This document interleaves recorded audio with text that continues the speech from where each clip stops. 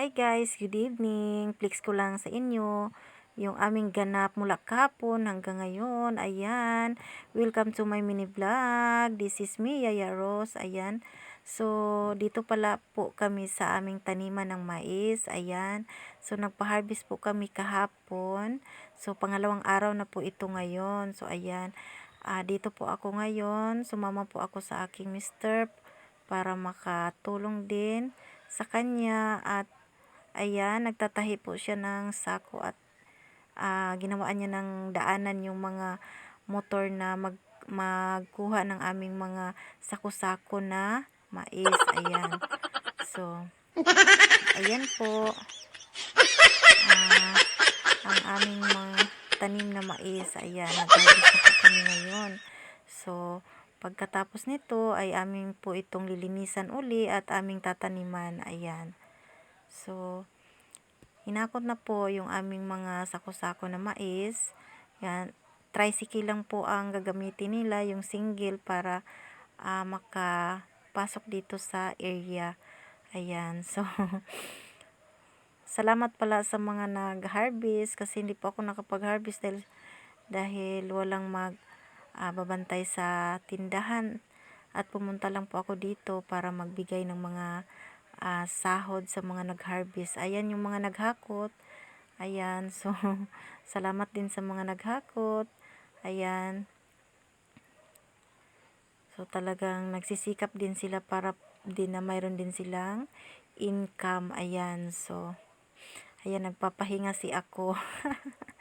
Napagod sa sa init at nagsaking po kami ng mais kasi tinulungan ko si ate, yung isang nag-harvest sa amin dito dahil kawawa naman po dahil siya lang po mag-isa. Tinulungan po namin mag-saking para matapos na agad kasi mayroon na pong sumusunod na naghahakot.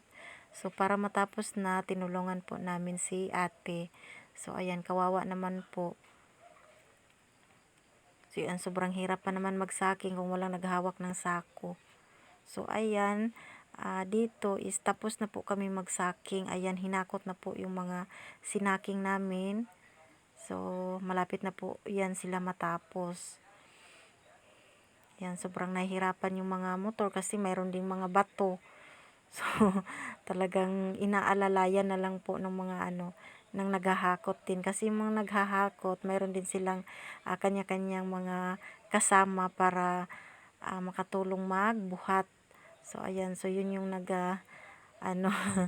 tumutulak sa motor para makadaan sila kasi marami din pong bato at yung mga puno ng mais yung kanilang dadaanan. So, ganun talaga ang buhay. Pag naghahanap tayo ng pera, no, may talagang hindi basta-basta. So, ayan. So, kahapon pala ito. So, share ko lang sa inyo yung aming ganap kahapon. Ayan, hapon na po. So, gabi na po kami nakauwi kahapon para lang matapos namin yung aming gustong tapusin na tatahiin na sako. Kasi pag hindi po namin ito na tahi agad, hindi na tahi ni Mr. agad, natutumba. Kaya another trabaho na naman, isasaking naman namin. Kaya yung iba hindi talaga maiwasan. So, natutumba. Kaya, ayan, tilungan ko si Mr. para mayroong maghawak ng sako. At kung mayroong matumba man ay nag-aalalay po ako sa kanya. Ayan. So medyo na ang araw. Kung sa Bisaya, kasalop ng adlaw. Hapit na siya magdulom. So birada gyapon mi kay maayo maning hapon mga bay kay walay init. So makabuylo taog trabaho kung wala kay init mo na salop na jud taong adlaw. Pero makita pa man ang sako, so banat lang gyapon tanya. Nagdala pud kog flashlight kay kabalo man jud ko nga mahapunan jud mi kay katong miagi namong pag-harvest mao man gyapon ang amo ang amo ang ganap na gabian mi. So mao na, thank you for watching. Salamat sa inyong pagsuporta. Yan lang po ang aking mai-share. Ayan, gabi na natumba na yung sako. Napagod na sa kakatayo. Ayan. Yan lang. Thank you.